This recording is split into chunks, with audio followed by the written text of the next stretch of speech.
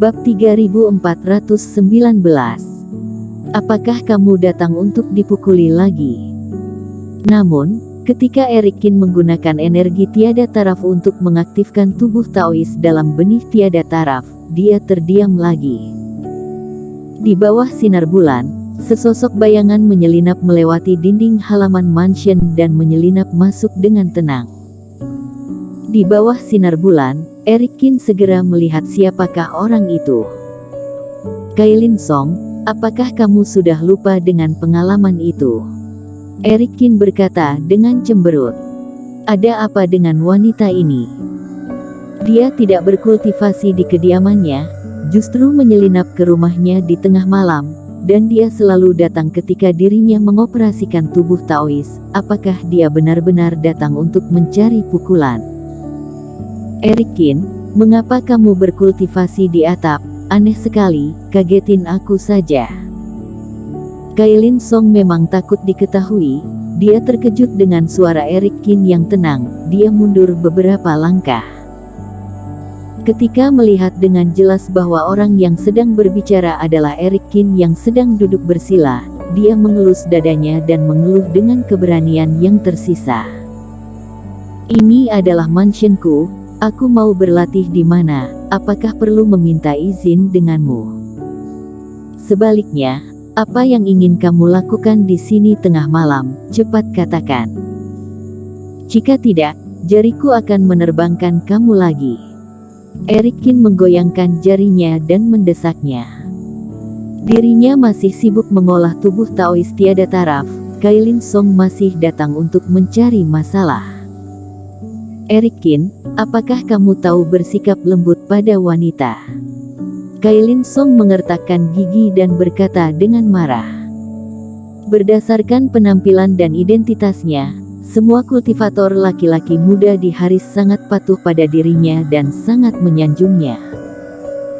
Dirinya seorang wanita datang mencari kamu di tengah malam. Jika hal ini terjadi pada kultivator lain, mereka kemungkinan akan pingsan karena terlalu gembira.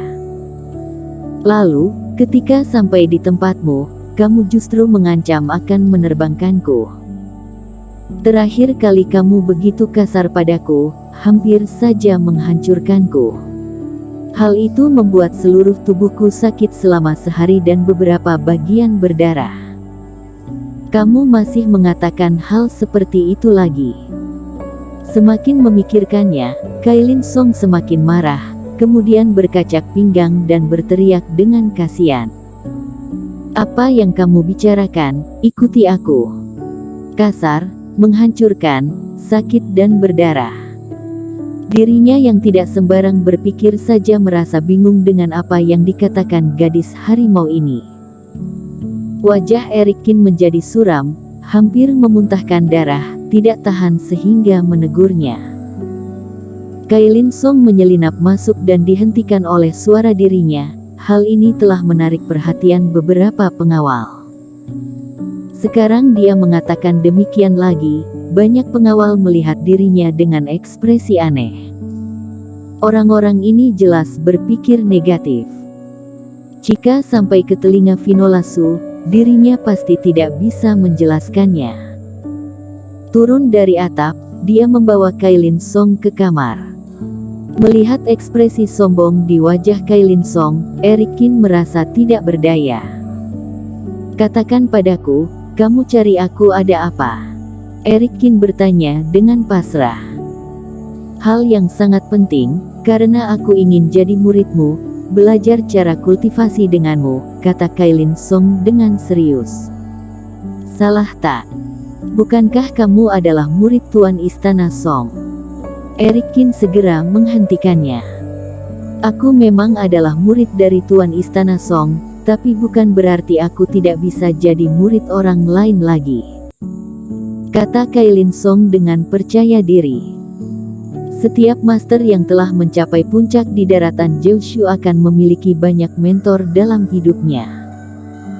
Aku Kailin Song mencita-citakan jalan aspirasi pada masa depan.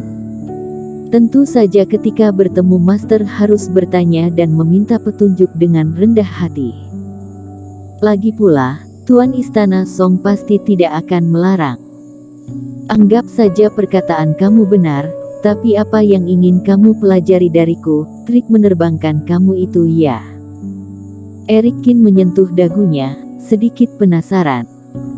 Tuan Istana Song begitu memanjakan Kailin Song, dia pasti tidak akan keberatan dengan hal ini.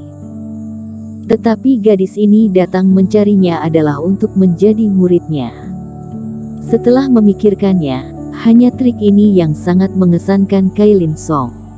Kamu. Kailin Song sangat marah lagi.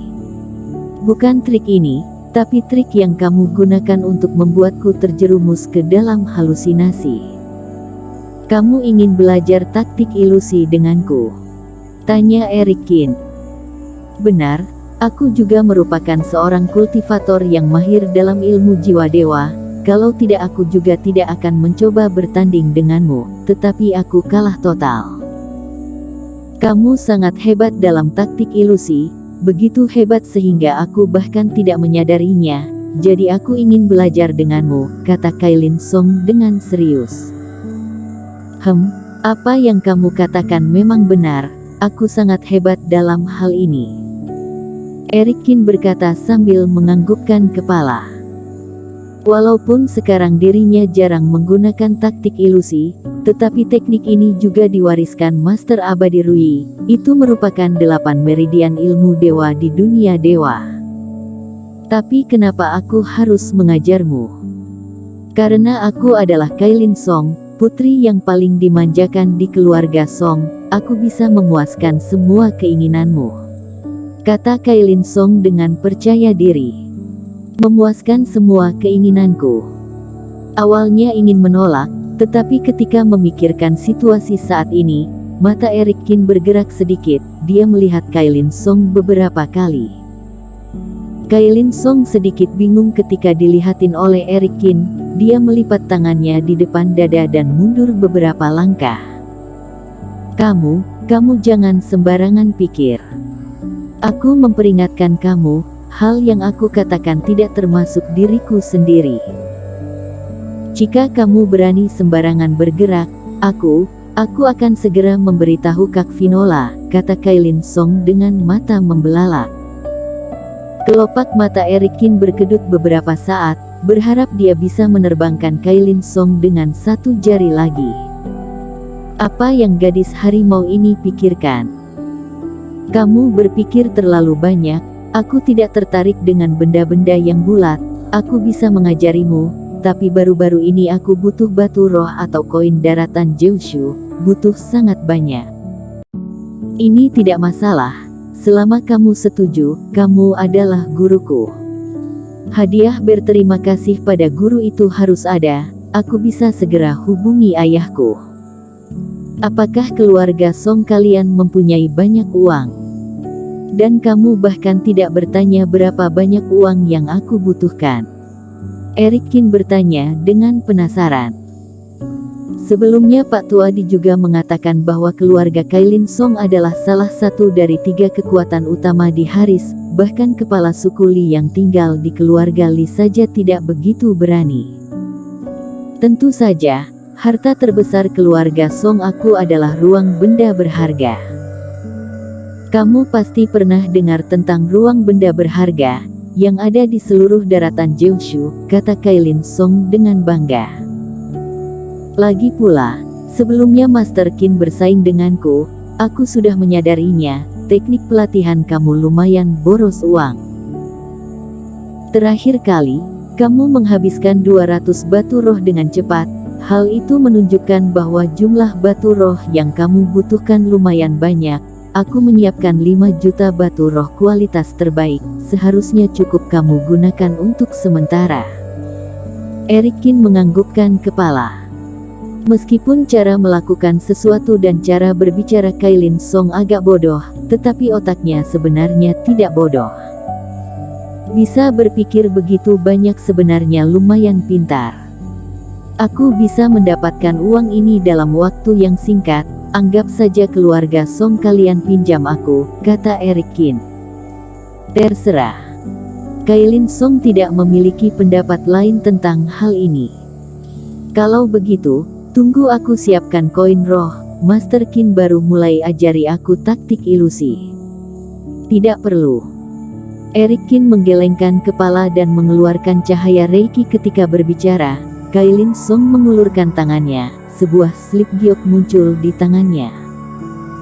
Taktik ilusi aku dapatkan dari salah satu master guruku, tetapi ambang batas untuk kultivasi tidak rendah.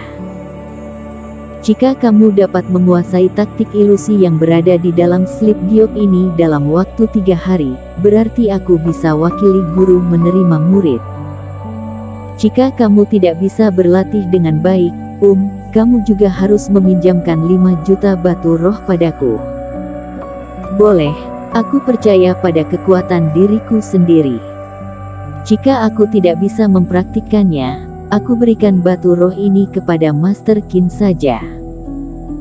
Kailin Song mengambil slip giok tersebut, seolah-olah mendapatkan harta karun. Dia segera bergegas pergi dengan wajah kecil yang memerah.